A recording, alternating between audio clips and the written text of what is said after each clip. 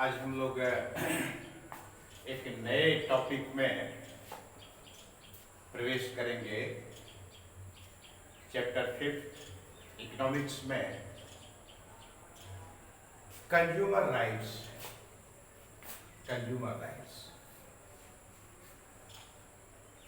तो इससे पहले हम लोगों ने चर्चा की थी ग्लोबलाइजेशन के बारे में।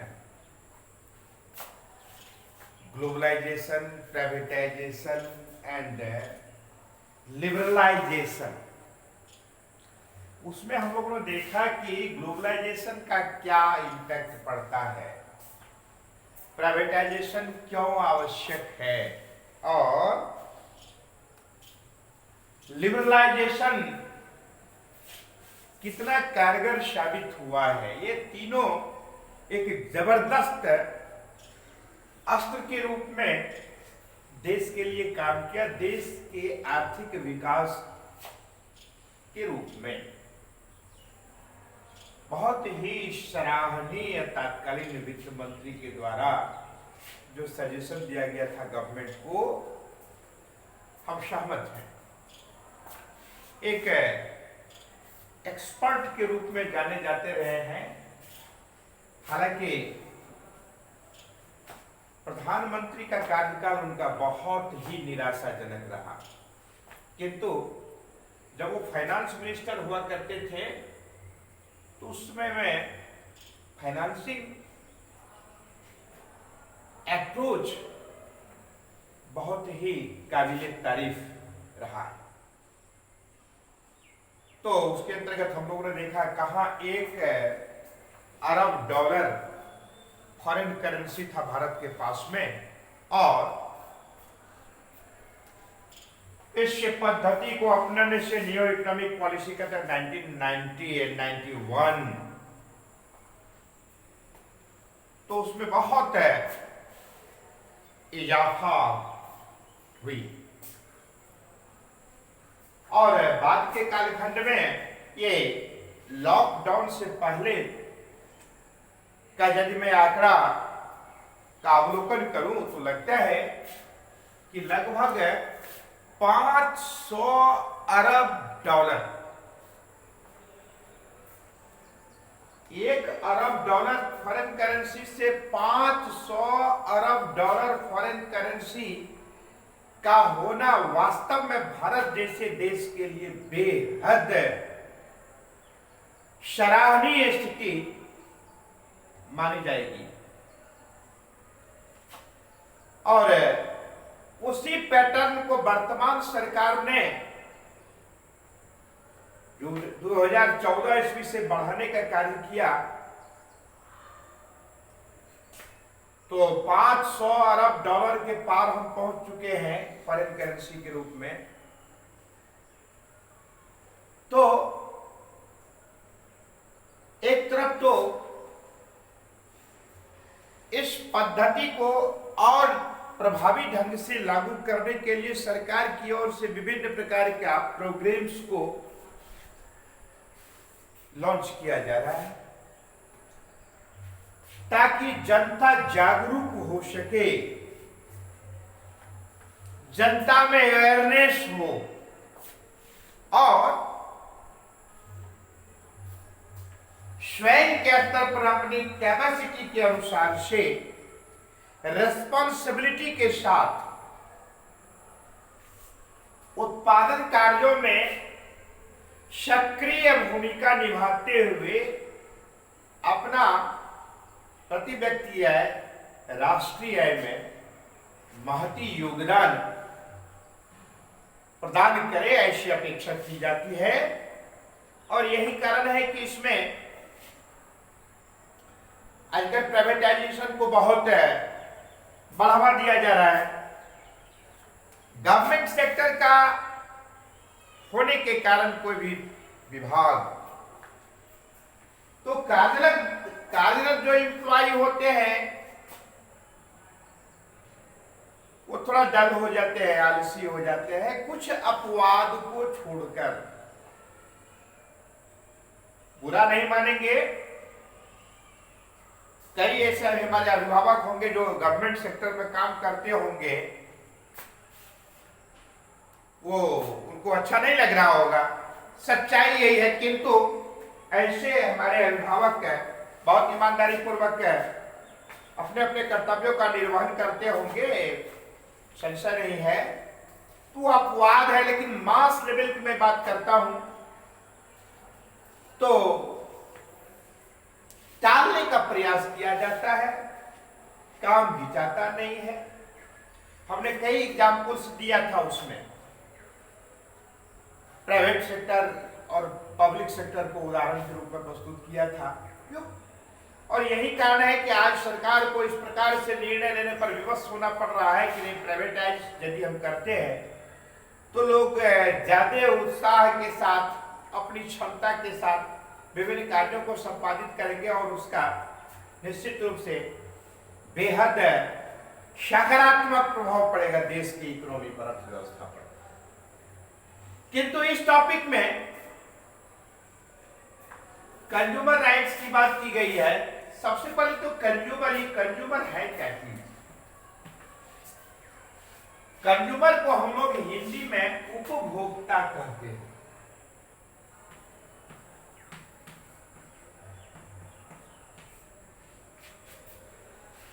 उपभोग जो करते हैं, all those persons who consume goods and services,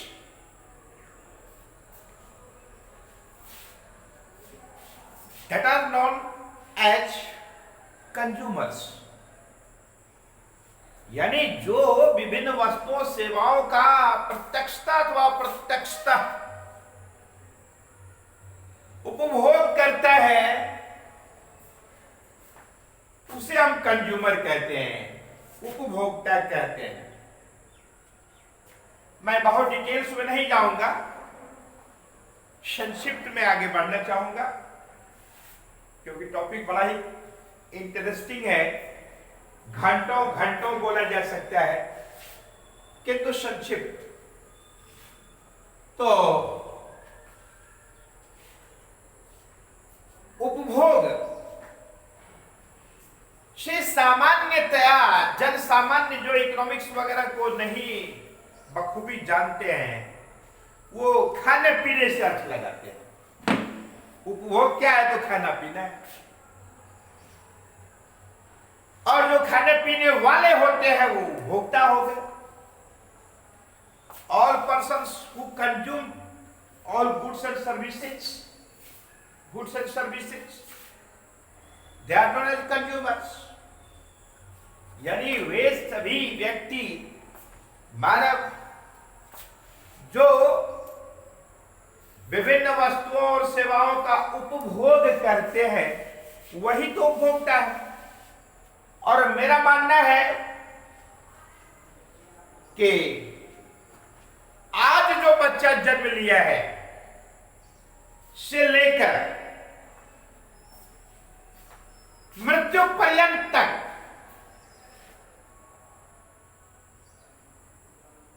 सबके सब उपभोक्ता है, सबके सब।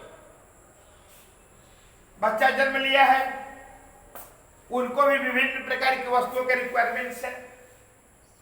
अब लिक्विड पदार्थ लेना है तो उस वस्तु को बच्चा उपयोग करेगा, उस लिक्विड को, तो वो भी उसका उपभोक्ता है। उसके लिए छोटा छोटा कपड़ा यदि खरीदा जाता है तो उसका उपयोग करने के लिए वो भी उपभोक्ता कहलाए।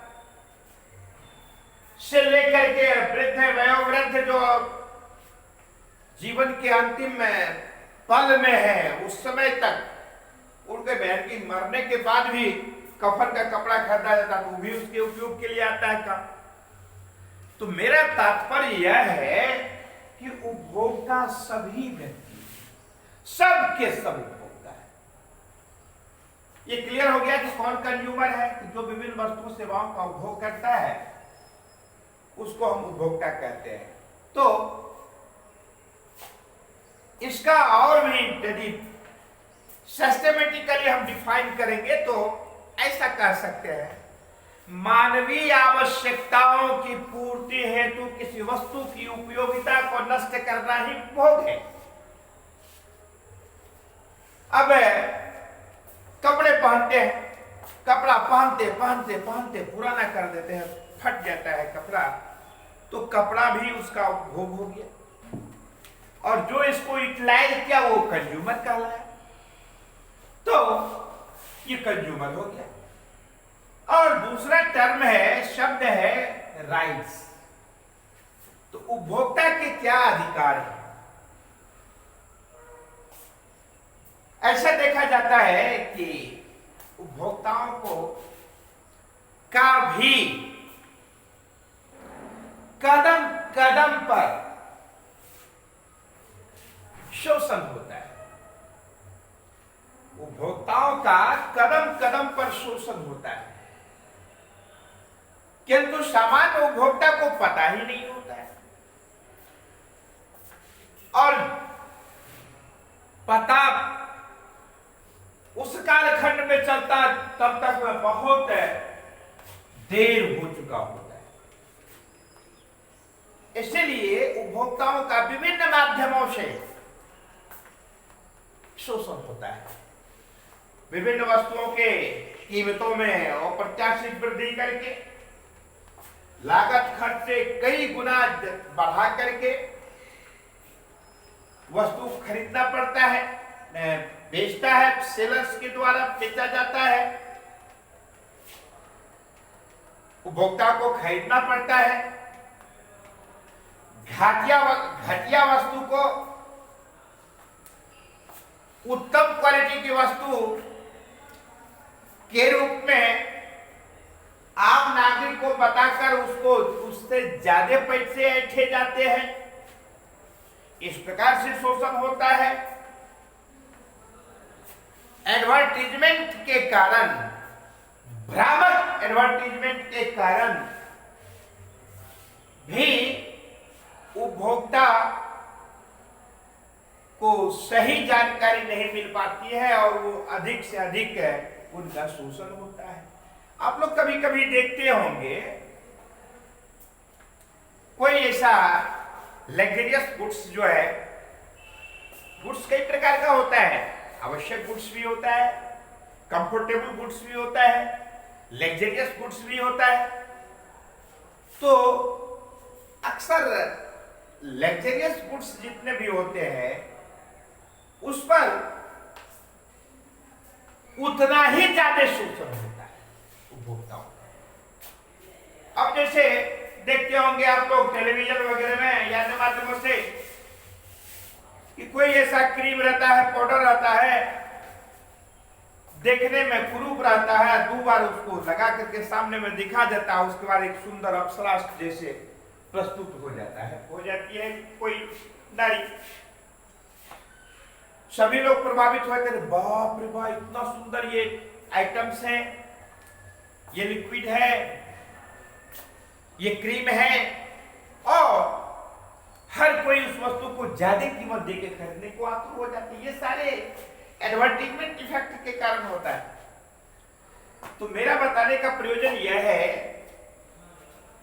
कि कदम कदम पर विभिन्न माध्यमों से, विभिन्न रूपों में उपभोक्ताओं का शोषण होता है, उससे ज्यादा पैसे ऐंठे जाते हैं, वजन में भी कम कर दिया जाता है, नाप में कम कर दिए जाते हैं, कीमत बढ़ा के लिए जाते हैं, उम्दा क्वालिटी की वस्तु को बता करके जो इंफीरियर क्वालिटी की वस्तुएं होती है उस प्रकार से।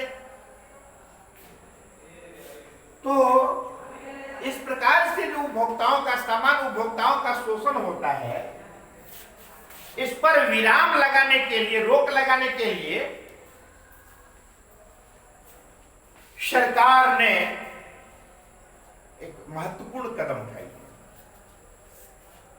और संविधान में भी अमेंडमेंट किया गया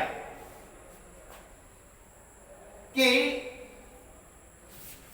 ऐसी व्यवस्था बने जिसके तहत उपभोक्ताओं को कुछ अधिकार प्रदान होना चाहिए, किया जाना चाहिए, ताकि उस अधिकार के तहत यदि उपभोक्ताओं को ऐसा लगे कि उनका शोषण हो रहा है, उनसे अधिक कीमत लिए जा रहे हैं, उनको उम्दा क्वालिटी का सामान न दे करके घटिया क्वालिटी का सामान दिया जा रहा है,